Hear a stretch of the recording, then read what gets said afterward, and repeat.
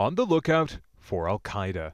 These fighters belong to the United Arab Emirates' Jabwani elite forces. They began patrolling the streets of the Al-Maqam district in eastern Yemen on Monday as part of Operation Decisive Sword, an initiative by the Saudi-led coalition, which includes the UAE, to clear areas considered to be al-Qaeda strongholds.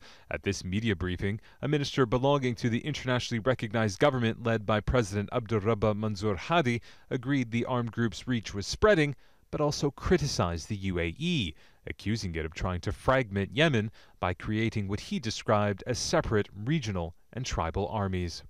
The situation is very bad in all liberated areas, particularly those in the south where there are tribal armies established and supported by the United Arab Emirates. There are also provincial armies and there are gangs. Even al-Qaeda is spreading there in large parts of the governorates. Al-Qaeda has never been as present as it is right now.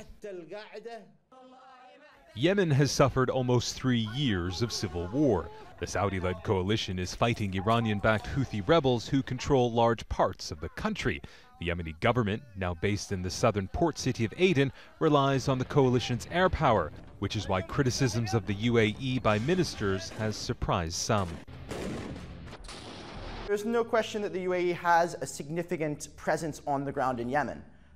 They're part of the Saudi-led coalition, and probably the second most important partner after the Saudis.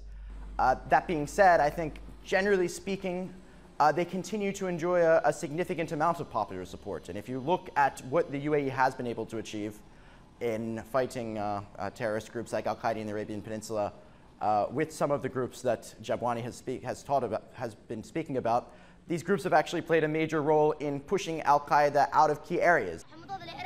Since the war began, at least 10,000 Yemenis have been killed, the economy crippled, and millions face famine and disease. The UN says nearly all 25 million people need some form of humanitarian assistance, with close to half of the population in acute need of support. As the fighting is about to enter its 4th year, few have much hope of improvement anytime soon. Imtiaz, Tyab, Al Jazeera.